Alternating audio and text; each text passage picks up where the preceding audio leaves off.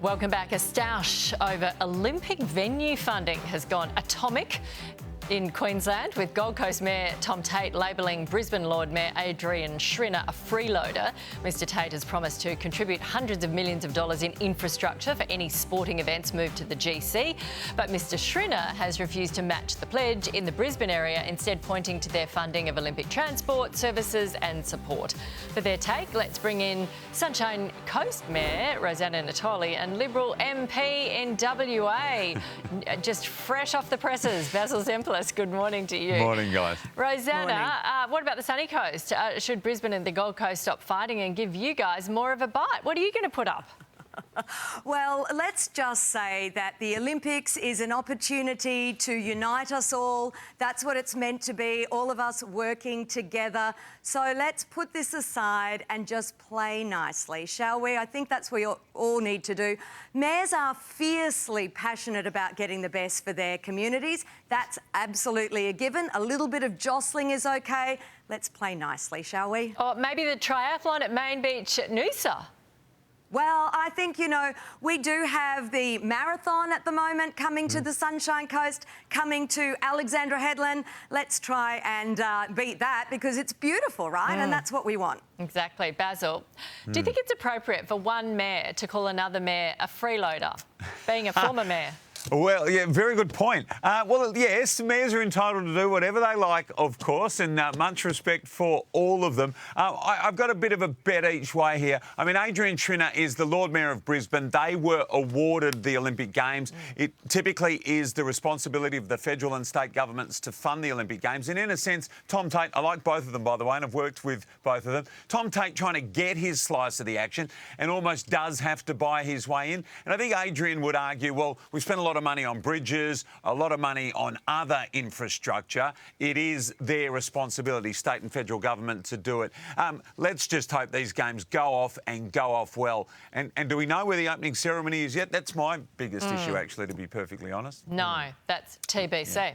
Yes. Now, finally, a Gold Coast dentist is seeing red after she was injured riding a mechanical bull at a local venue. The woman says the ride was dangerous and highly inappropriate, but the venue manager says patrons choose to ride at their own risk. Rosanna, what do you think?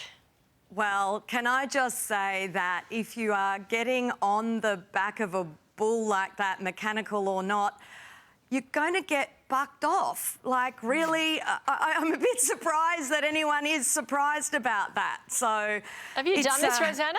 This is your neck of the woods? No, I absolutely would not be doing that at all. Because I'm sensible, right? Yeah. Oh, come on, a big night out. Basil, let's go. Let's go to you. She apparently did sign a waiver, but where do they sit?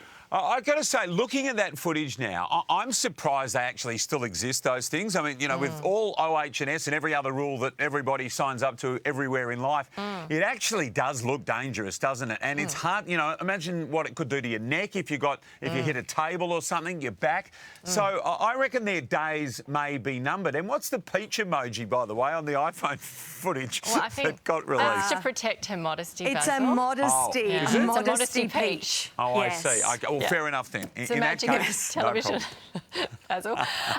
So it will be interesting here because, the venue said she signed a waiver, apparently, but also how much do they count those waivers? Are they just sort of something that someone in HR sort of whipped up? Or did they stand up in court, Rosanna? How much alcohol was involved before the signing of the waiver or before getting on the bull is another question, right? Because it looks like that might have been involved. I don't know for sure. I think the bigger question, though, now is, do we really need the bucking bulls anymore? Are they safe and could they do serious harm? I know it'll ruin the Sunrise Christmas party, Nat, but nonetheless, it's a legitimate question in this day and age. Do we need them anymore? Yeah, and does anyone get on a bucking bull sober? That's obviously they do. Good question. Correct.